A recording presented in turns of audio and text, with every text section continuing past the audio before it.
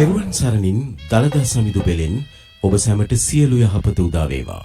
සිත යහපත් අරමුණක ස්ථිරව පිහිටුවාගත නොහැකි තැනැත්තාගේ ප්‍රඥාව වර්ධනය නොවන බව තථාගත ධර්මයේ පෙන්වා දෙයි. එහෙයින්ම ක්ලේශ උන්මාදයන්හි මං මුලා නොවි සත්‍යාලෝකයෙන් නිර්වාණද්වාරය හඳුනා ගන්නට මූලික මඟ සලකුණක් වනු පිණිස මෙම සද්ධර්ම මණ්ඩපයේ සූදානම් කෙරෙන්නේ බෞද්ධ මාධ්‍ය සත්කාරයේහි මහනුවර මධ්‍යස්ථානයේ සංවිධායකත්වයෙන් මහනුවර ඓතිහාසික අස්කිරි ගෙඩිගේ රාජමහා විහාරස්ථානයේහි ධර්ම මන්දිරයේ තුලයි.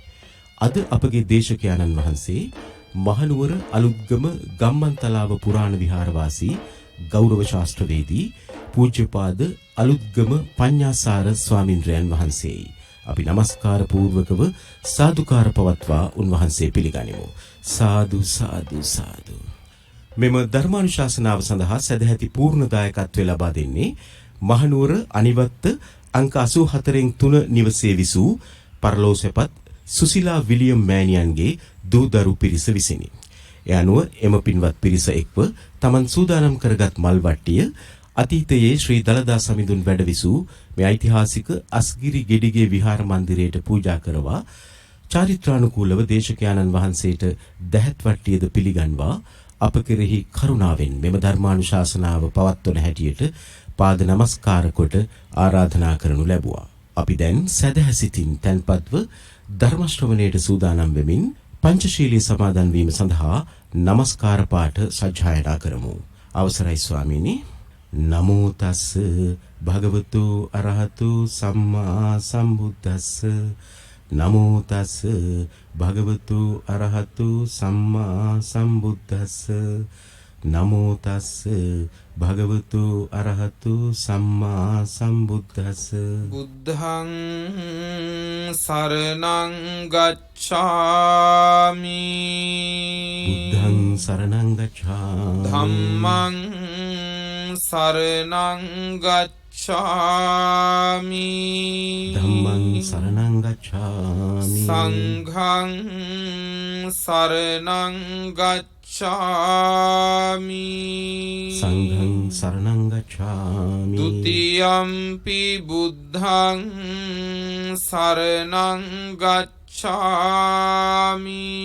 ဒ ුතියම්පි බුද්ධං සරණං ගච්ඡාමි. ဒ ුතියම්පි ධම්මං සරණං ගච්ඡාමි.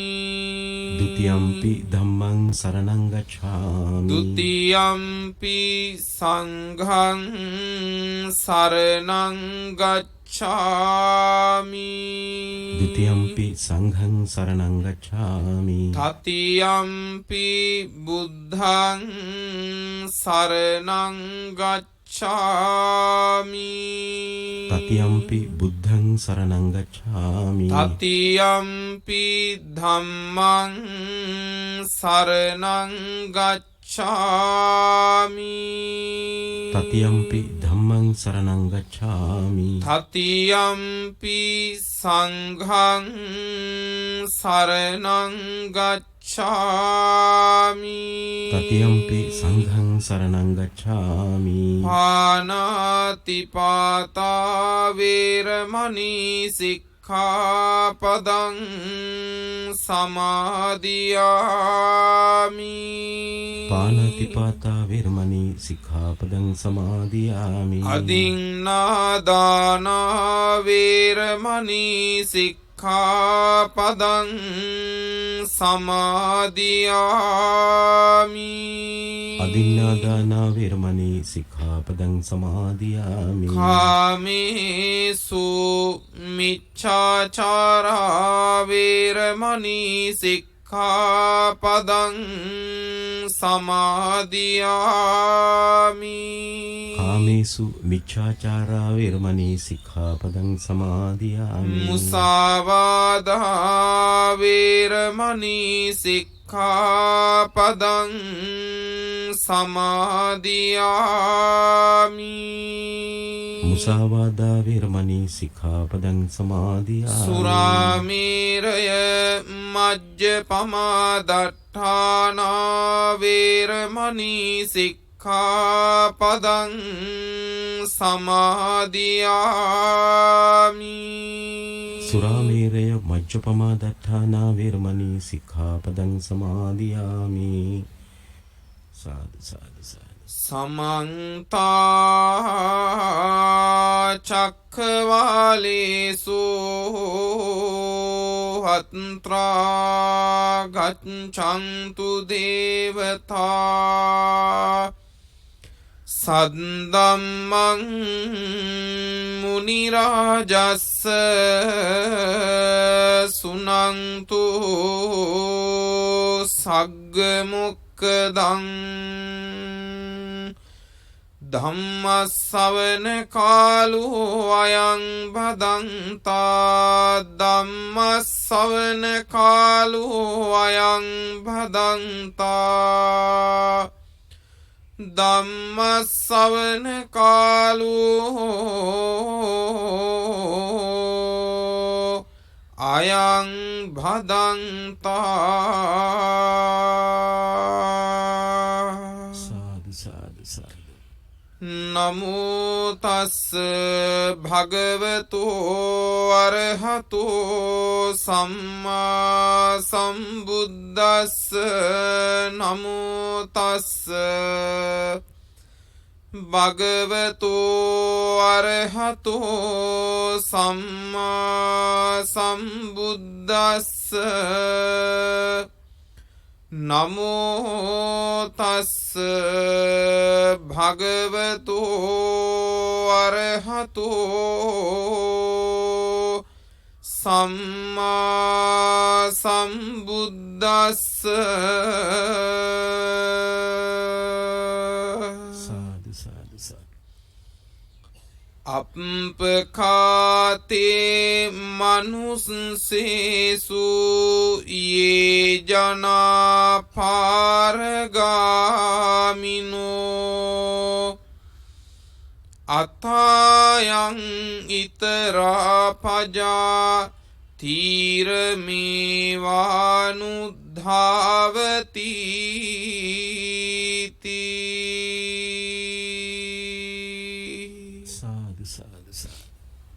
සද්ධර්ම ශ්‍රවණාබිලාෂී ශ්‍රද්ධාවන්ත පින්වතුනි පින්වතියනි, අද මේ උතුම් ධර්ම දානමය පින්කමේ පින්වත් දායකත්වයේ දරන සියලු දෙනාම මුළු ලෝකේටම අද බණ අහන්න ඉඩ ලබලා දුන්න වෙලාව. අනන්ත ගින්දරින් පෙළෙන ලෝකයට සුවපත් වෙන්න තියෙන එකම මාවත ධර්ම මාවත පමණයි. අපි කවුරුත් හිතලා බැලුවොත් අපේ හිත ගිනිගෙන දැවිච්ච අවස්ථා කොච්චරනම් අපේ ජීවිතවල තියෙනවද? අපි ජීවිතේ කී වාරයක් සුසුම් හෙලලා ඇද්ද? සුසුම් හෙලනවා කියන්නේ මොකක්ද කියලා මේ අතෝ දන්නවනේ. දරාගත නොහැකි මානසික අවිවේකී භාවයක් එනකොට, මානසික දැවීමක් එනකොට, බොහෝ ප්‍රශ්න ඔළුවට එනකොට මහා හුස්මක් අපි අරගෙන පිට කරනවා සැහැල්ලුවක් කියලා. ඒත් ඒ සුසුම් ලෑමින් ඒ ප්‍රශ්නෙන් අපි ගැලවුණාද? නෑනේ. මේ ලෝකේ අපි හුඟක් ප්‍රශ්නවලට නොයෙක් උත්තර හොයනවා. ඒ හැම උත්තරයක්ම මේ ලෝකේ ආපිට ප්‍රශ්නයක්. උදාහරණයකට හිතන්න, බඩගින්න ප්‍රශ්නයක්. බඩගින්න ප්‍රශ්නයක් කියලා ඒ ප්‍රශ්නයෙන් නිදහස් වෙන්න එදා වේල පිරිමහ ගන්න දරන උත්සාහයේ ප්‍රශ්නයක්ද නැද්ද? ඒක ප්‍රශ්නයක් ආපහු. කොහොම හරි කරගෙන ඒ ප්‍රශ්නෙත් විසඳගෙන කෑවා කියන්නකෝ. දැන් කාපු අයත් ප්‍රශ්නවලද නැද්ද? දැන් කාපු අයත් ප්‍රශ්නවල මාසෙන් මාසෙට අපි බෙහෙත් කරනවා. දැන් ආයෙත් ප්‍රශ්නයක්. ලෙඩ. ඒ ලෙඩට විසඳුම බෙහෙත් කියලා හිතනවා. අද කාලේ පින්නතුනේ තියෙන ලෙඩේට බෙහෙත් ගන්න ගියත් ප්‍රශ්නයක්ද නැද්ද? ප්‍රශ්නයක්. ඊට පස්සේ ඒ බෙහෙත් ටික ගත්තාට පස්සේ මොකද වෙන්නේ? ඒ ගන්න බෙහෙත් උනට නම් හොඳයි කියනවා. ඊළඟට වෙනත් රෝගවලට නම් හොඳයි කියනවා. හැබැයි ඒවා වකුගඩු වලට හොඳ නැහැ කියනවා. දැන් ප්‍රශ්නයක්ද නැද්ද? වකුගඩු නැතුවත් බෑනේ. දැන් ඒකත් ප්‍රශ්නයක්. දැන් පේනවද? එක ප්‍රශ්නයක් විසඳන්න කියලා මේ ලෝකේ ගන්න හැම උත්තරයක්ම ආපිට ප්‍රශ්නයක් මතු කරනවා. සමහර විටකදී ඒකට උත්තර ඊට වඩා අමාරුයි. අම්මලාට තාත්තලාට කියන්නේ අපි හිතමුකෝ විවාහ ජීවිතයකින් පස්සේ දරුවෙක් පිළිසිඳ ගැනීම පහු වෙනවා නම් දුක් වෙනවා ප්‍රශ්නයක්. දරුවෙක් පිළිසිඳ ගත්තා. ප්‍රශ්න ඔක්කොම ඉවරද? එතන ඉඳලා ආපහු අලුත් ප්‍රශ්න ගොඩක් එතන ඉඳලා මතුවෙනවා. බලන්න එතකන් තිබිච්ච නැති ප්‍රශ්න නේද දැන් තියෙන්නේ. එතෙක් නොතිබිච්ච ප්‍රශ්න ගොඩක් දැන් තියෙනවා. ඒක නිසා මතක තියාගන්න සිහියෙන් නුවණින් හිතලා මේ ලෝකයේ කොතනකවත් පින්නතුනේ විසඳුමක් නැහැ. තියෙන ඔක්කොම තියෙන්නේ වෙනස් කිරීම පමණයි. විසඳුම කියන එක තියෙනවා නම් ඒ තියෙන්නේ පින්නතුනේ නැවැත්ම තුල පමණයි. ඒ නැවැත්ම තියෙන්නේ වෙන කිසි තැනක නෙවෙයි පින්නතුනේ බුදුන් වදාළ ආර්ය ධර්ම මාවත තුල පමණයි. බුදුරජාණන් වහන්සේ අවබෝධ කළ පරම සත්‍ය ධර්මය අපි කවුරුත් දන්නවා චතුරාර්ය සත්‍යයි කියලා. මේක කිව්ව ගමන් අපිට හිතෙන්නේ මහා බරටනේ. හැබැයි මේ චතුරාර්ය සත්‍ය කියන ධර්මයේ දන්නවනම් ඕනෑම තැනකට විසඳුම් හොයන්න පුළුවන්. වෙනස් කිරීම නැතුව. දැන් මෙහෙම හිතන්නකෝ. වෛද්‍යවරයෙක් ඉන්නවා. වෛද්‍යවරයා ඔහුට පුළුවන් වෙන්නේ රෝගියා සුවපත් කරන්න කාරණා 4ක් දැනගත්තොත්. පළවෙනියටම මේ වෛද්‍යවරයා දක්ෂයෙක් වෙන්න ඕන රෝගය හඳුනා ගන්න. හරි. ඊළඟට මේ රෝගේ හටගන්න පසුබිම මොනවද? වැරදි චර්යාව නම් වෙනත් දේවල් නම් ඒ ටික හොයාගන්න ඕනේ. ඔය කියන්නේ රෝග නිදානය හොයනවා කියන එකනේ. ඊළඟට මේ දෙකම දැනගෙනත් වැඩන්නේ දක්ෂ වෛද්‍යවරයා දැනගන්න ඕනේ මේකෙන් සුවවීම කියන්නේ මොකක්ද කියලා. සුවවීම වෙනුවෙන් යම් ප්‍රතිකාරයක් කළ යුතු නම් ඒක දැනගන්න ඕනේ. හැබැයි මේ ප්‍රතිකාරය කරනකොට නිසි පිළිවෙලට ඒ බෙහෙත් ටික දීමත් ඒ රෝගියා කළ යුතු නොකළ යුතු ප්‍රත්‍ය අප්‍රත්‍ය දේ සියල්ල තෝරා බේරා දීමත් හරියට කළොත් රෝගියාගේ සුවපත් වීම කියන එක වෛද්‍යවරයාට දකින්න පුළුවන්. නැත්තම් කරන්න පුළුවන් රෝගියාව යම් පමණකට වේදනාවෙන් ගලවා ගැනීම පමණයි. හැබැයි ඒක කලක් ඇවෑමෙන් ආපහු මතුවෙනවා. මොකද්ද ඔය කිව්වේ? ඔය කිව්වේ දොස්තර මහත්තයාගේ චතුරාර්ය සත්‍ය ගැන. බලන්න නැද්ද කියලා? රෝගය ඇතිවීමේ හේතුව රෝගයෙන් සුව වීම සහ සුව වෙන්නට අනුගමනය කළ යුතු ක්‍රමවේදය. ඔය මාර්ග 4 දන්නවනම් රෝගය සුවපත් කරන්න පුළුවන්. ඔබට තියෙනවා ආයතනයක්. ඔබ ආයතනයේ ප්‍රධානිය හැටියට කටයුතු කරනකොට ඔබේ ආයතනයේ පාලිත යන්නේ කියන්නේ පාලනය වෙන අය ඔබ යටතේ යම් කැරැල්ලක් ඇති කරනවා, ගැටලුවක් ඇති කරනවා, උද්ඝෝෂණයක් ඇති කරනවා වෙන්න පුළුවන්. ඔබ දක්ෂ පරිපාලකයෙක් නම් ගලප ගන්න උතෙන්න චතුරාර්ය සත්‍යය. ගැටලුවක් තියෙනවා, අර්බුදයක් තියෙනවා, ප්‍රශ්නයක් තියෙනවා. ඒක ඒ විදිහට දකින්න. පළවෙනි පියවර ඒක. 2. මේ අර්බුදය ඇති වුණේ ඇයි? දීමනා මදිද? වැටුප් මදිද? පහසුකම් මදිද? මානසික සංවර්ධනය සහ ආකල්පමය වෙනස මදිද? ඊළඟට වෙනත් පරිපාලකයන්ගෙන් යම් ගැටලු වෙනවද? හේතු ටික හොයන්න මේ අර්බුදය ඇති වෙන්න. 3 වෙනි පියවර මේ අර්බුදයෙන් ගැලවෙන්න ඕනේ. නැත්තම් ආයතනික පැවැත්මක් තියනවද? නැහැ. 4 වෙනි පියවර කොහොමද ගැලවෙන්නේ? දිය යුතු විසඳුම් මොනවද? වැටුප් වැඩි කළ යුතුද? සහන ආධාර දිය යුතුද? දිලිදීමනා දිය යුතුද? ඔය ටික තියෙනවා නම් පින්නතුනේ විසඳුමක් තියෙනවා. මම මේ කිව්වේ අපි තථාගතයන් වහන්සේගේ ධර්මය හරියට තේරුම් ගත්තොත් පින්නතුනේ එය හුදෙක් සසරින් නික්මීම සඳහාම පමණක් නොවේ එතෙක් ගෙවන සංසාරේ නිවීම සඳහාද වෙනවා. එනිසා සියල්ලෝම තාම ගෞරවයෙන් ඒ වටිනාකම් දැනගෙනම මේ ධර්ම කාරණාවන් ශ්‍රවණය කරන්න.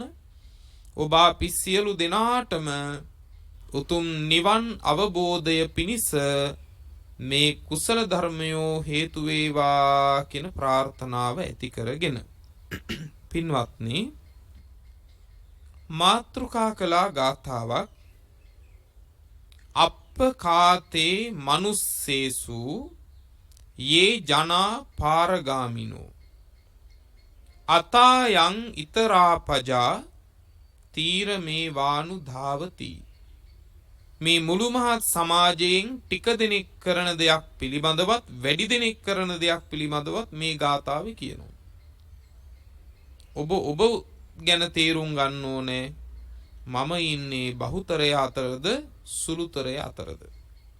සාමාන්‍යයෙන් අපි බහුතරයට වැඩි තැනක් දෙනවනේ. ඕනෑම එකක් 3/2 බලය හරි වැඩි ඡන්ද ගාන හරි තියෙනවා නම් අපි එහෙම තැනක් දෙනවනේ නේද? හැබැයි මතක තියාගන්න ඇතැම් විටකදී පින්නතුනේ බලවන්ත වෙන්නේ සුළුතරයයි. එහෙම තැනුත් තියෙනවා. මේ ගාථාවෙන් ඒක තේරෙයි. අප්පකාතේ මනුස්සේසු යේ ජනා පාරගාමිනෝ. පාරගාමී කියන්නේ ඊතරට යන්නෝ, පරතෙර යන්නෝ. යේ ජනා යම් ජනතාවක්ද. ඒ කියන්නේ ඊතර වෙන්නේ යම් ප්‍රමාණයක්ද. අප්පකාතේ මනුස්සේසු ඒ මිනිස්සු ටික දෙනයි. පැහැදිලිද? ඊතර වෙන්නේ කී දෙනාද? ඊතර වෙන මිනිස්සු ටික දෙනයි. එතකොට ඊටු ඔක්කොම බහුතරයි. බහුතරේ කොහොමද? අතායන් ඉතරා පජා අත අයන් ඉතරා පජා ඉතිරි මේ සියලු ජනතාව තීර මේවානු ධාවති. ඊතර වෙන්නේ නැතුව ගඟ දිග යනවා. ඊතර වෙන්නේ නැතුව මේ තීරය දිග යනවා. මේ සසර මාවතේ යනවා. මේ සසරෙන් ඊතර වෙන්නේ ටික දෙනයි. ඉතුරු ඔක්කොම මේ සංසාර තීරයේ දුවනවා. මේ තීරයේදී හමු වෙන්නේ මොනවද? මේ තීරයේදී හමු වෙන්නේ උපදිනවා කියන එක, ලෙඩ වෙනවා කියන එක, වයසට යනවා කියන එක, මැරෙනවා කියන එක, අම්මා මැරෙනවා කියන එක, තාත්තා මැරෙනවා කියන එක, වැදූ දරුවෝ මැරෙනවා කියන එක, හැදූ දරුවෝ මැරෙනවා කියන එක, යහළුවෝ මැරෙනවා කියන එක. ඔය ටික නෙමෙයිද?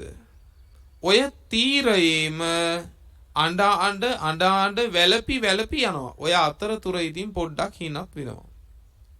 හැබැයි අපේ ස්වභාවය තමයි එක හිනාවකින් වහන්න හදනවා අර මුළු කඳුළු ගඟම.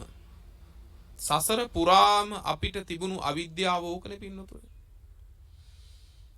ඒක නිසා අපිට පේන්නේ මේ පරතර ගියපු අය මොන සැනසීමක ඉන්නවද කියලා අපිට දැනෙන්නේ. අපිට හිතෙනවා මේ තීරයේ දුවනකොට ඔය ළමයි hina වෙනකොට අපිට එන hinaව මේක තමයි ලොකුම hinaව කියලා. කුසගින්නේ ඉන්නකොට ආහාර ටිකක් දානකොට දැනෙන සුවය ඒක තමයි ලොකුම සුවය කියලා අපිට දැනෙනවා. ඇයි? අපි එතනින් එහා සුවයක් දන්නේ නැති නිසා. දේශනාවේ උපමාවක් කියනවා පින්නතුනේ මෙහෙම. එක්තරා යාළුවෝ දෙන්නෙක් ඉන්නවා. මේ යාළුවෝ දෙන්න දවසක් යනවා පර්වතයක් ළඟට. එක යාළුවෙක් මේ පර්වතේ මුදුනටම නගිනවා. නැග්ගට පස්සේ පහළ ඉන්න යාළුවා දැන් පර්වතේ පාමුල ඉන්න යාළුවා අහනවා යාළුවේ ඔයාට මොනවද පේන්නේ ඔය පර්වතයේ උඩට නැග්ගට පස්සේ? මහ විශාල පර්වතයක්. යාළුවා කියනවා අපුයි මෙතෙන් ආවට පස්සේ ඈත මට පේනවා හරි ලස්සන කැලෑ වනාන්තර. සිත් ඇදිලා යන සිත් කළු වෙච්ච ලස්සන වන භූමි පේන්න තියෙනවා. ඒ විතරක් නෙවෙයි විහෙර විහාරෙහිම බොහොම දුර ඈත හරි ලස්සනට පේනවා. පිරීලා තියෙන විල් පොකුණු ගංගාවන් මට හරි අගේට පේනවා මෙතෙන්ට. කඳු පන්ති හරි ලස්සනට පේනවා. මෙහෙම ලස්සනට කඳු මුදුනට පේන දේවල් කිව්වට පස්සේ පහළ ඉන්න මිනිස්සයා කියනවා බොරු කියන්න එපා. ඕවා කොහෙද ඔහෙට පේන්නේ? ඒකනම් කොහොමවත් වෙන්න විදිහක් නෑ කියනවා. මෙතෙන්ට නොපෙනෙන දේවල් උතෙන්ට පේන්නේ කොහොමද අහනවා. ඕක වෙන්න බැරි දෙයක් කියනවා. ඊට පස්සේ මොකද කරන්නේ? අර කන්ද උද ඉන්න මිත්‍රයා පහලට බැහැලා මේ යාළුවව ගන්නවා උඩට. උඩට අරගෙන කඳු මුදුනටම ඇරන් ගිහිල්ලා අහනවා දැන් ඔයාට මොනවද පේන්නේ කියලා අහනවා. දෙවෙනියට නැග්ග මනුස්සයා කියනවා මට දැන් පේනවා බොහෝම සිත් ඇදිලා යන ලස්සන වනාන්තර. හරි ලස්සන විහෙර විහාර පේනවා. හරි ලස්සන පොකුණු විල් ගංගාවන් පේන්න තියෙනවා. කඳුපන්ති පේන්න තියෙනවා. කියනකොට මම ඉස්සෙල්ලා කෙනා අහනවා දැන් එතකොට මං කියනකොට පෙවුන්නේ නැහැ කිව්වේ. ඕක වෙන්න විදිහක් නැහැ කිව්වේ. ඕක බොරුවක් කිව්වේ. අවිශ්වාස කළේ. ඒ මොකද? අර මිනිස්සයා කියනවා අනේ යාළුවේ ඔයා මොනවා කිව්වත් මේ පර්වතේ පාමුල ඉන්නකම් මට ඔය සිත්කලු හැමදේම පර්වතයට වැහිලායි තිබ්බේ. පර්වතේ පාමුල ඉන්න තාක්කල් පර්වතේ උඩට පේන දේවල් කවුරු මොන විදිහට අගය කරලා වර්ණනා කරලා කිව්වත් හිතෙනවා පර්වතේ මෙහා තියෙන ටිකම තමයි හොඳ කියලා. එතනින් එහා දැක්මක් තියනවද? එතනින් එහා දැක්මක් නැහැ කියනවා. මේ උපමාවෙන් බුදුරජාණන් වහන්සේ වදාලා මහණෙනි ඔය යහළුවෝ දෙන්න වැහිලා හිටියේ පර්වතේ හොඳයි. ඒක එච්චර ලොකු එකක් නෙවෙයි. ඒක එච්චර ලොකු එකක් නෙවෙයි. ඒකෙන් වැහුනොත් පේන්නේ ඒ පර්වතෙන් වැහිච්ච කොටස පමණයි. හැබැයි මහණෙනි මේ මුළු මහත් ලෝකයා අවිද්‍යාව නැමැති මහ පර්වතයකින් වැහිලා ඉන්නේ. මේ අවිද්‍යාව නැමැති මහ පර්වතයෙන් වෙලිලා ඉන්න නිසා මේ සසර කියන එකෙන් ගැලවීමෙන් දකින්න තියෙන සුවය සහනය සැපය ඒක පේන්නේ. ඒක නිසා හිතෙනවා අම්මලා මැරෙන සසරෙමයි සැප තියෙන්නේ කියලා. ඒක නිසා හිතෙනවා සංසාරේ පියවරු මැරෙන සංසාරයක් වුණාට මේ සසරෙමයි සැප තියෙන්නේ කියලා හිතෙනවා. මොකද මෙතනින් එහා අපි දකින්නේ නෑ. මොකෙන් වැහිලා හින්දාද? මොන පර්වතෙන්ද? අවිද්‍යාව නැමැති පර්වතයෙන් වැහිලා. කුසින් බිහි කළ දරුවෝ දැකවත් පින්නතුනේ තාමත් අපිට හිතෙන්නේ මේක දුකයි කියලා. දුකයි කියලා හිතුණට ආපහු වාරයක් පින්නතුනේ තව සතුටක් එනකොට මොකද වෙන්නේ? අර දුක පාගලා දානවා අපි. අර දුක පාගලා දානවා. ආයෙත් අල්ලා ගන්නවා. අල්ලා ගන්න හදනවා, අතෑරෙනවා, අල්ලා ගනිද්දිත් අතෑරෙනවා, අල්ලා ගත්තුවත් අතෑරෙනවා. මේ සංසාරේ පෙරලි අපි යනවා. එහෙනම් මතක තියාගන්න මෙන්න මේ සසර නැමැති දුක් සහිත තීරයෙන් ඈතර වෙන්නේ ලෝකේ ටික දෙනයි. එහෙනම් මේ ලෝකයේ හැම දෙයකම වැඩියෙන් මත උස්සනවා නම් ඇත්තටම පින්නතුනේ ඒ අත උස්සන්නේ කොහොමයිද? සසරින් මිදෙන අයද සසරේ ඉන්න අයද? වැඩියෙන් මත උස්සන්නේ සසරෙම ඉන්න අය තමයි. මතක තියාගන්න. ඉතින් බුදුරජාණන් වහන්සේ වදාළ මේ ධර්ම මාවත පින්නතුනේ අපි කවුරුත් තේරුම් ගන්න ඕනේ. දැන් මේ අඩු ප්‍රමාණයක් නම් සංසාර තීරයෙන් ඈතර වෙන්නේ ඒකට මාවත අපිට තියෙනවා. යේචකෝ සම්ම දක්ඛාතේ ධම්මේ ධම්මානුවත්තිනෝ. යමෙක් මේ මනවින් දේශනා කළ ධර්මයේහි ප්‍රතිපත්ති ගරුකව වාසය කරනවා නම් ධම්මේ ධම්මානුවත්තිනෝ. මේ ධර්මයට අනුගතව බුදුරජාණන් වහන්සේ මනවින් ධර්ම දේශනා කරලා තියෙනවා. ගුරු මුෂ්ටි රහිතව. ඒකනේ විශේෂත්වය. දැන් අපේ යම් ශිල්ප ශාස්ත්‍ර පින්නතුනේ පරපුරෙන් පරපුරට එනකොට මිටක් තියාගත්තා කියලානේ කියන්නේ. ඒකනේ ගුරු මුෂ්ටි කියන්නේ. නේද? ඔය බොහෝ විට ජ්‍යොතිර්වේදය ඊළඟට සටන් කලාවාදී බොහෝ දේවල් වල ගුරුවරයා මොකද කරන්නේ? මිටක් තියාගන්නවා. ඒ මොකද? ගෝලයා තමන් පහු කරන්න આવොත් එහෙම ඒ මිට තමයි නොදීපු මිට තමයි ප්‍රයෝජනෙට ගන්නෙ. ඉතින් බොහොම පරම්පරා 10ක් විතර මිට තියාගත්තම අන්තිමේදී පින්නතුනේ පරම්පරා 10ක් විතර යනකොට මොකද වෙන්නේ? මේ ශාස්ත්‍රයේ ලෝකෙන් අතුරුදන් වෙලා යනවා නැද්ද? අතුරුදන් වෙනවා. හැබැයි තථාගතයන් වහන්සේ වදාළේ නත්තානන්ද තථාගතස්සාචරිය මුට්ටි. ආනන්දය මම සංසාරෙන් ගැලවුණා. සසරෙන් ගැලවිච්ච මට ඔබ වහන්සේලාට ගුරු මුෂ්ටි තියාගෙන නැහැ මං. ගුරු මුෂ්ටි තියාගෙන නැහැ. බුදුරජාණන් වහන්සේ යම් ධර්මයක් අවබෝධ කළා නම් ඒ අවබෝධ කළ ධර්මය සසරෙන් නික්මීම සඳහාම අවශ්‍යම විදිහට උන්වහන්සේ දේශනා කළා. ඒ දේශනා කළ ධර්මයේ තුල යමෙක් ප්‍රතිපත්තිගරුකව ඉන්නවා නම් පින්වතුනේ එය තමයි මේ සංසාර තීරයෙන් ඈතර වෙන්න තියෙන මාර්ගය. හැබැයි මේ ධර්මය අවබෝධ කරගන්න මේ ධර්මයේහි පිහිට ලබන්න බැරි අවස්ථාවක් තියෙනවා. ඔන්න ওই ටික තේරුම් ගන්න ඕනේ. මේ ධර්මයේ පිහිට ලබන්න බැරි අවස්ථා. මේ ධර්මාවබෝධය කරන්න බැරි අවස්ථා කීපයක් දේශනාවේ කියනවා. එකක් තමයි දැඩි අකුසල කර්ම ආවරණයක් තියෙනවා නම් අන්න එහෙම කෙනෙකුට පින්නතුනේ මේ ධහම අවබෝධ කරනවා කියන එක කරන්න බෑ. දැඩි අකුසල කර්මයකින් ආවරණය වෙලා නම්.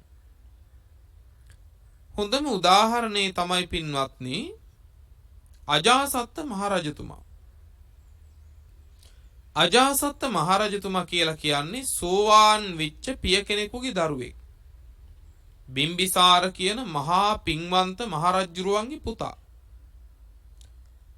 බිම්බිසාර මහරජුරුවන්ට දාව අජාසත් කුමාරයා උපදින්න මව්කුස ඉන්න කාලේ ඒ දේවියට දොළ දුකක් උපන්නා. මොකද්ද දොළ දුක? පිය මහ රජුරුවන්ගේ උරහිස පළලා ලේ බොන්න. ඊට පස්සේ මේ දේවිය මොකද කරන්නේ? විචාරකයෝ ගෙන්නලා බ්‍රාහ්මණයෝ ගෙන්නලා ඇහුවා. මේ බ්‍රාහ්මණයෝ කිව්වා තව ඉපදිලත් නැහැ. හැබැයි පිය මහ රජුරුවන්ට හතුරුකමට තමයි සිත පවා පහළ වෙලා තියෙන්නේ. උපදින්න පෙරම හතුරා කියන අදහසින් අජාත ශස්ත්‍රෝ කියලා නම තිබ්බා. අජාත කියන්නේ නූපන්. ශස්ත්‍රු කියන්නේ හතුරා. නූපන් හතුරා. ඒ කියන්නේ උපදින්නත් පෙරම හතුරා. මේ ආරංචිය ලැබුණාට පස්සේ දේවිය කල්පනා කළා පිය මහ රජුරවන්ට ද්‍රෝහී වෙන පුතෙක් මගේ කුසෙන් බිහි කරන එකට වඩා මේ දරුවා මරණ එක හොඳයි. දේවිය උපක්‍රම යෙදුවා මේ දරුවව මරන්න. මේක ආරංචි වුණා බිම්බිසාර මහ රජුරවන්ට. මොන හතුරුකම් කළත් දරුවමයි. බලන්න දෙමව්පියන්ගේ සෙනෙහස. පින්වතුනේ රැකවල් දැම්මා උපදින්න පෙරම හතුරුකම් කළත් මේ දරුවා විනාශ කරන්න බෑ. ඒක නිසා රැකවල් දැම්මා මේ දරුවව විනාශ කරන්න බැරි වෙන්නේ. කොහොම හරි දරුවා බිහි වුණා.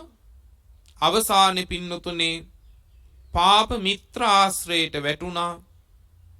අජාසත්ත මහරජතුමා දේවදත්ත එකතු වෙලා දේවදත්ත එක්ක එකතු වෙලා දේවදත්ත මහන්සි ගන්නවා බුද්ධ රාජ්‍ය පැහැර ගන්න. අජාසත්ත මහන්සි ගන්නවා පිය මහ රජුරුවන්ව හිර කරලා රාජ්‍ය පැහැර ගන්න. දැන් බලන්න මේ අජාසත්තට කොහොමත් ලැබෙන්න තිබුණු රාජ්‍යනේ මේක. හැබැයි මේ ලෝකේ මිනිස්සු හැඟීම් වලට යට වුණාට පස්සේ අඩුම තරමේ ලැබෙන්න තියෙන දේ ලැබෙනවා කියන එකවත් දන්නේ නැහැ පින්වතුනේ. ඒක නිසා හුඟක් ජීවිතේ ආපස්සට හරව ගන්නවා. අජාසත්ත මහරජතුමා පින්වතුනේ දේවදත්තගේ කී මහලා පිය මහ රජුරුවන්ව දඟකට දැම්මා. දින 7කට පස්සේ ගිහිල්ලා බලනකොට පිය මහ රජුරෝ කිසිදු ආහාරයක් නැතුව සක්මන් කරමින් ඉන්නවා. සෝවාන් ඵලයෙන් ඉපදිච්ච අප්‍රමාණ ප්‍රීති ආහාර කරගෙන බිම්බිසාර රජුරෝ දඟගේ සක්මන් කරමින් ඉන්නවා. හරි පුදුමයි. මැරෙන පාටක්වත් නැහැ. නැවත දේවදත්තගේ කී මහලා මොකද කළේ? යටිපතුල් පළලා ලුණු දාලා අප්‍රමාණ වේදනා දුන්නා. පිය මහ රජුරෝ දඟගේම මරණයටපත් වුණා.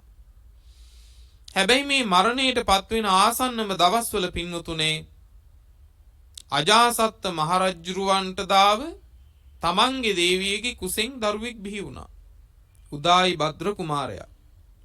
මේ කුමාරයා ඉපදුනා කියලා ආරංචිය ලැබෙන්නේ සිංහාසනේ ඉන්න අජාසත් රජුරවන්ට. අජාසත් රජුරෝ මේ දරුවව අතට අරගෙන අප්‍රමාණව සතුටු වෙනකොට මේ සැනින් එකක් හිතට ආවා. මගේ දරුවා උපන්නදා මම මෙහෙම සතුටු වෙනවා නම් යම් දාකදී මං මෙලව උපදිනදා මගේ පිය මහ රජුරුවත් මොන තරම් සතුටු වෙන්නේ නැද්ද කියලා හිතුණා. ඕනෑම දෙයක් ප්‍රත්‍යක්ෂ වෙන්නේ පින්නතුනේ තමන් අත්දැකීමෙන්ම ලබනකොටනේ. වහාම පින්නතුනේ දේවිය අතට දරුවා දීලා දඟකීට දිව්වා තමන් කළ වරදට සමාව අරගෙන පිය මහ රජුරුව නිදහස් කරන්න. හැබැයි පුතෙක් හැටියට ඒ වෙනකොටත් පින්නතුනේ අජාසත් රජතුමා ප්‍රමාද වැඩි. යනකොට දඟකෙයිම බිම්බිසාර මහරජුරුව මරණයට පත් වෙලා. දරන්න බැරි වේදනාවක් තමන්ගේ මව් දේවියට ගිහිල්ලා කිව්වනේ අම්මේ මට හරි විපතක් උනේ මට සමාවෙන්න කියලා වැඳ වැටෙනකොට මේ අම්මා අතීත කතාවක් කියනවා. පුතේ නුඹ පොඩි කාලේ නුඹගේ අතේ ඇඟිල්ලක සැරව ගෙඩියක් හැදිලා වේදනාවෙන් අඬනවා. ඔය ඇඟිල්ල ඇහුණා සිංහාසනයට යන නුඹේ රජුරවන්ට කියන්නේ තාත්තට. පුතේ සිංහාසනයට යන ඔය පිය මහ රජුරෝ නුඹත් අරගෙන ගිහින් සිංහාසනේ තියාගෙන ඔය සැරව ගෙඩිය තියෙන ඇඟිල්ල කටේ දමාගෙන සිසිල දෙමින් තමයි සිංහාසනේ හිටියේ. ඒ අතරේ නුඹට නිින්ද ගියා ඒ සිසිලසට. ඒ සැරව ගෙඩිය කටේ දීම පිපිරුවා. හැබැයි ඒ සැරව ටික දාන්න එතන තිබුණා පඩික්කමක්.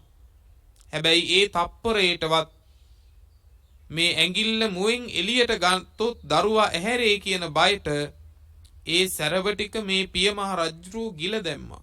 එහෙම රැකපු නුඹ එහෙව් තාත්තටයි මේ විපත කළේ කියනකොට දරන්න බැරි සංවේගයක්.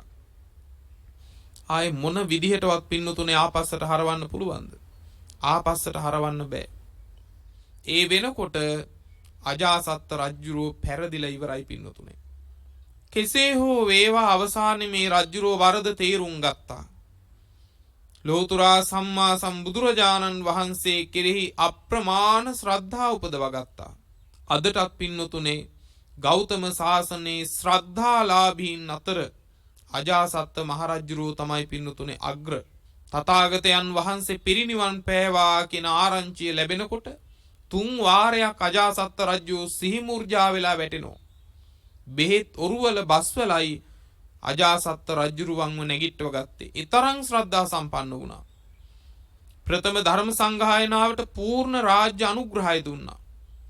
හැබැයි අවසානයේ බුදුරජාණන් වහන්සේගෙන් ධර්ම ශ්‍රවණය කළා. දේශනාව සාමාන්‍ය ඵල සූත්‍රය. දේශනාව ශ්‍රවණය කළා දීර්ඝ දේශනාවක්. මේ දේශනාව ශ්‍රවණය කරලා ලෝතුරා බුදුරජාණන් වහන්සේට වන්දනා කළ අජාසත් රජතුමා ආසනෙන් නැගිටලා යනකොට බුදුරජාණන් වහන්සේ එතන වැඩ හිඳපු මහ සංඝරුවන අමතලා කළේ එක අවවාදයයි. මහණෙනි, ඔය මහරජුරෝ අද තාත්තා මරලා හිටියේ නැත්තම් මේ ආසනයේදීම උතුම් සෝවාන් ඵලයටපත් වෙලයි නැගිටින්නේ කිව්වා.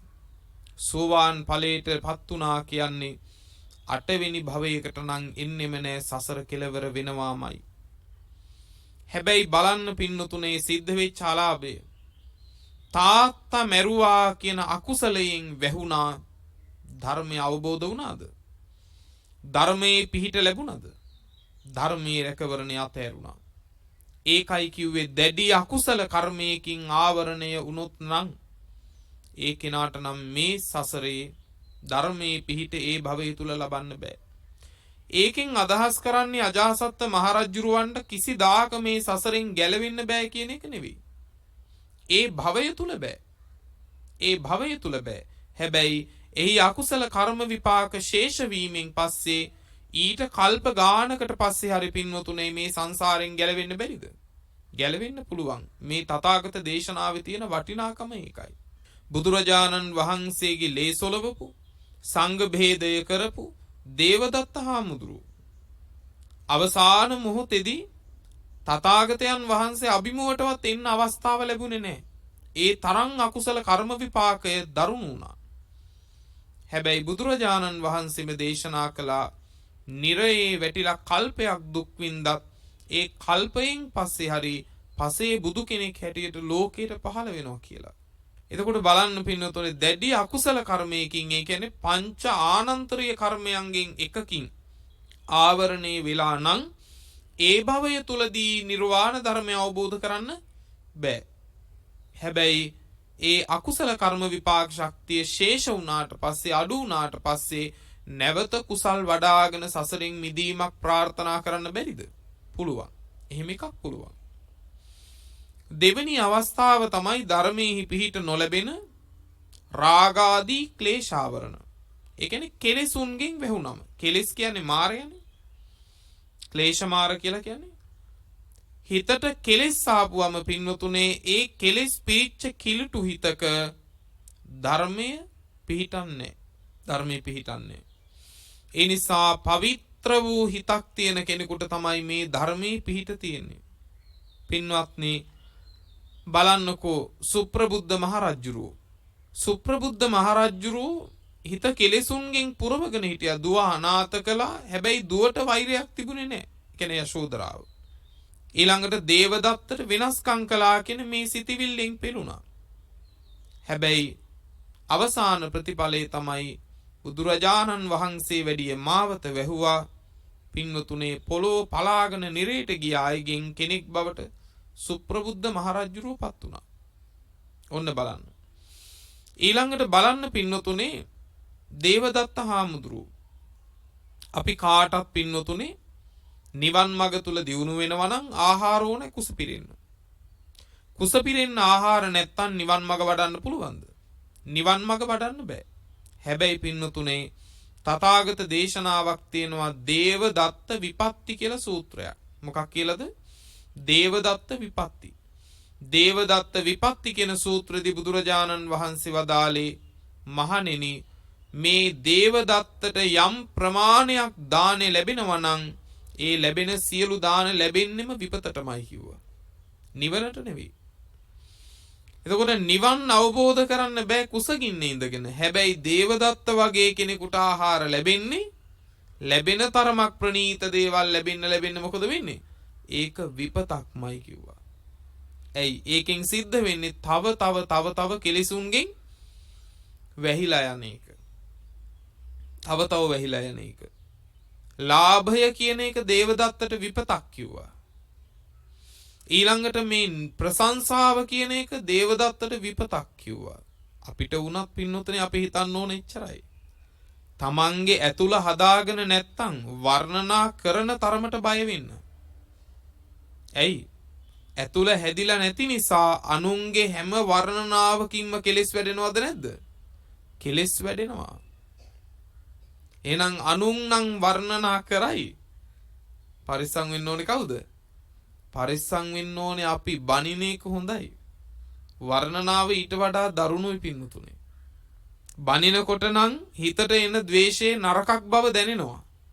හැබැයි වර්ණනා කරනකොට හිතට එන මානය, ආඩම්බරය, උද්දාමය නරකක් බව තේරෙනවද?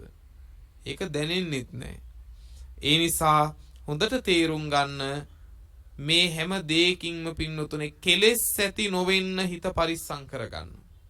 තමන් නිවා ගන්න. තමන් නිවුණු බව තමන්ට දැනෙනවා නම් තමන්ට දැනේවි මුළු ලෝකෙම නිවිලා කියලා. හැබැයි අද ගැටලුව තියෙන්නේ ලෝකය නිවිලා නැහැ කියන එක නෙවෙයි. නිවිච්ච නැති ලෝකයක තමන් නිවිච්ච නැති කෙනෙක් කියලා තමන්ට දැනෙනවා. ලෝකය කොහොමද දැවෙනවා? රාග ගින්නෙන්, ද්වේෂ ගින්නෙන්, මෝහ ගින්නෙන් දැවෙන්නේ නැද්ද? දැවෙනවා. එහෙම දැවෙන්නේ නැත්තම් මේ ලෝකේ අති බහුතරයක් නිර්වාණ ධර්ම ස්පර්ශ කරලා ඉන්න ඕනේ. කිව්වනේ ඉස්සෙල්ලා ටික දෙනයි නිවන් දකින්නේ වැඩි හරියක් සසරේ කියලා. එහෙනම් කොහොමත් ලෝකේ වැඩි දෙනෙක් දැවෙනවා. හැබැයි ලෝකයේ දැවීම අපිට දැවීමක් වගේ පේන්නේ අපි නිමිලා නැත්තම්. තමන් නිවා ගන්න ඕන පින්නතුනේ. තමන් නිවා ගන්න ඕන. ඇතුළාන්තේ සකස් කරගත්තොත් ධර්මයේ පිහිටනවා. තුන්වෙනි අවස්ථාව තමයි ධර්මයේ පිහිට නොලැබෙන නොඇදහීම. ඒ කියන්නේ මේ ධර්මය ඒකාන්ත සැනසීමේ මාවතමයි කියලා යමෙක් ගත්තේ නැත්තම් මේ ධර්මයේ පිහිට හොයාගෙන මේ පුද්ගලයා දියුණු වෙන්නේ නැහැ පින්නතුනේ. ඕනෑම දෙයක් අපි වැඩියෙන් පරිස්සම් කරන්නේ එහි වටිනාකම දන්නවනම්. දැන් manussකම ගැන එහෙම අපිට වෙලා තියෙන්නේ ඒකනේ. සංසාරේ අපි මේ manussකම ලබා ගත්තේ මොන දුක් විඳලාද කියලා අපිට දැන් තේරෙනවද? තේරෙන්නේ නැහැ. ඒක නිසා මොකද කරන්නේ? හම්බ කරගත්තු වේගයට වඩා වේගෙන් manussකම අත්හැරි යනවා.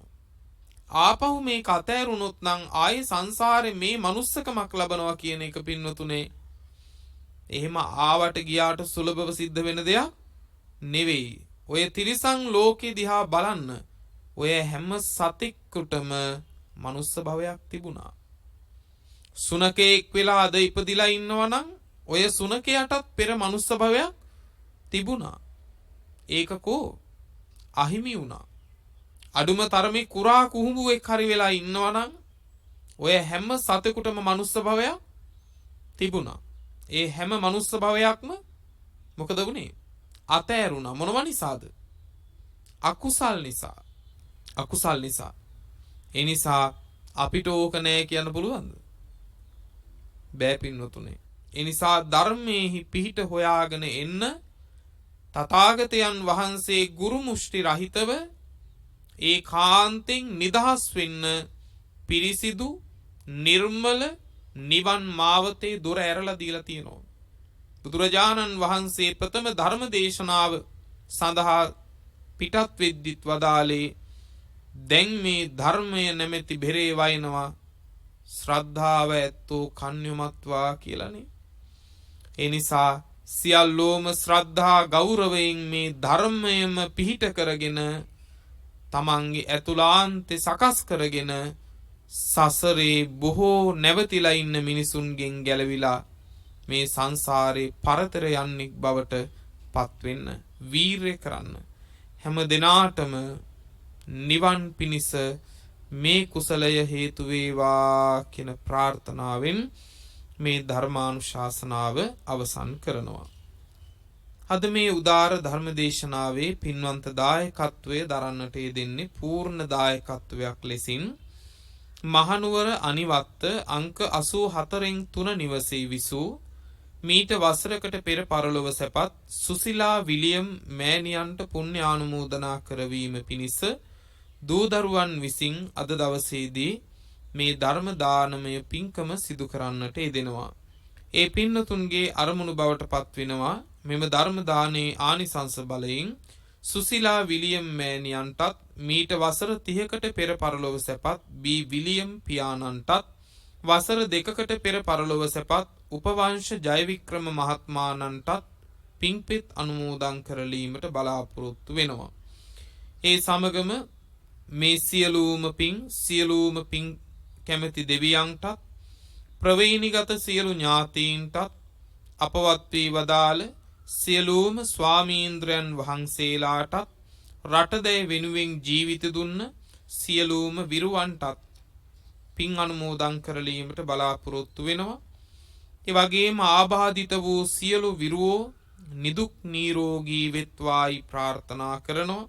ඒ වගේම අපි නිරන්තරයෙන් සිහි කළ යුතුයි මේ උදාර මාධ්‍ය සත්කාරයේදී අමිල වූ මෙහෙවරක් සිද්ධ කරන ශාසනික අනුග්‍රහයක් සපේන ත්‍රිනිකායික අති ගෞරවහාර මහා නායක මාහිමියන් වහන්සේලා අනුනායක මාහිමිපාණන් වහන්සේලාටත් මෙම අස්ගිරි ගෙඩිගේ රාජ මහා විහාරාධිකාරී ඓතිහාසික පොළොන්නරුව ශ්‍රී සොළොස්මස්ථානාධිපති අති ගෞරවහාර අවසරයි වේන්දරුවේ ශ්‍රී උපාලි අභිධාන අස්ගිරි විහාර පාර්ශ්ව අනුනායක මාහිමිපාණන් වහන්සේටත් බෞද්ධ මාධ්‍ය ජාලයේ නිර්මාතෘවර සහගරු සභාපති කොළඹ 7 ශ්‍රී සම්බෝධි විහාරාධිපති ගෞරව ශාස්ත්‍රවේදී අවසරයි පූජ්‍යපාද දරණාගම කුසල ධම්ම අපේ පින්වත් නායක මාහිමියන් වහන්සේ ඇතුළු සියලු පූජනීය මහා සංඝරත්නයටත් දිගාසිරි නිරෝගී සුව ප්‍රාර්ථනා කරනෝ.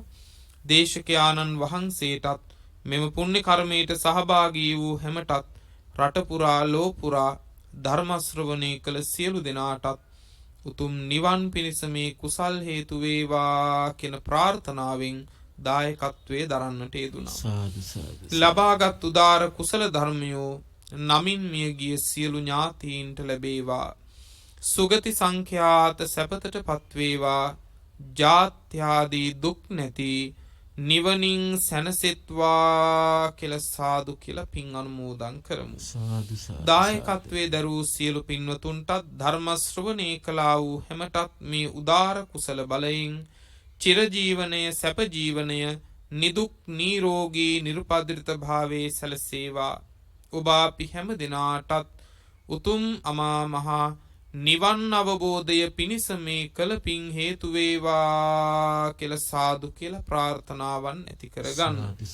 ලෝක සංරක්ෂණය කරන සියලු දෙවියෝද මේ පින් ගනීවා.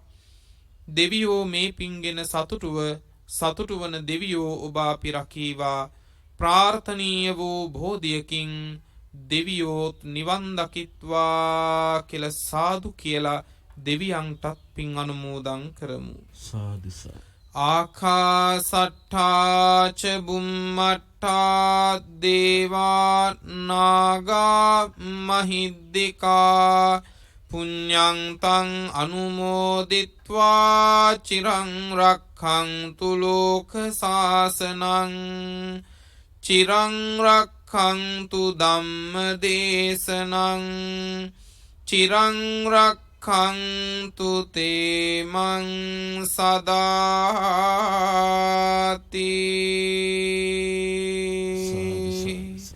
අවුරුදු 25ක් පුරාවට ලෝතුරා සම්මා සම්බුදුරජාණන් වහන්සේ ළඟ ඉඳලා සියාතින් උන්වහන්සේට උපස්ථාන කළ අග්‍ර උපස්ථායක මහා පින් ඇති ආනන්ද මහරහතන් වහන්සේ පින්වතුනේ මෙහෙම ප්‍රාර්ථනාවක් කළා. දස බල සේලප්පබවා නිබ්බාන මහා සමුද්ද පරියන්තා අට්ටංග මග්ග සලිලා ජින වචන නදී චිරං වසතු. දස බල බුදුරජාණන් වහන්සේ නම් මහ පර්වතය මුදුනින් හටගත් අමා මහ නිවන නම් මහ සයුර කෙළවර කොට ඇති ආර්ය අෂ්ටාංගික මාර්ගයේ නම් සිසිල් දිය පිරුණු ඒ උතුම් තථාගත බුද්ධ වචනය නම් වූ ගංගාව අපමණ සත්වයින්ගේ අනන්ත සංසාර දුක්ගිනි නිමාලමින් තව බොහෝ කල් ගලා බසිනාසේක්වා. බෞද්ධ මාධ්‍ය සත්කාරයේ මහනුවර මධ්‍යස්ථානය මගින් මහනුවර ඓතිහාසික අස්කිරි ගෙඩිගේ රාජමහා විහාරස්ථානයේහි සංවිධානය කරන ලද සද්ධර්ම මණ්ඩපයේ වැඩ හිඳමින් මහනුවර අලුත්ගම ගම්මන්තලාව පුරාණ විහාරවාසී ගෞරව ශාස්ත්‍රවේදී පූජ්‍යපාද අලුත්ගම පඤ්ඤාසාර ස්වාමින්ද්‍රයන් වහන්සේ විසින් දේශනා කොට වදාළ බෞද්ධ ගුවන් විදුලියේ දායකත්ව ධර්මානුශාසනාව ඉන් සමාප්තයි. දේශකයන්න් වහන්සේටත් ධර්ම ශ්‍රවණය කළ ඔබ අප සැමටත් අපේ දේශයටත් දළදා හිමි සරණයි.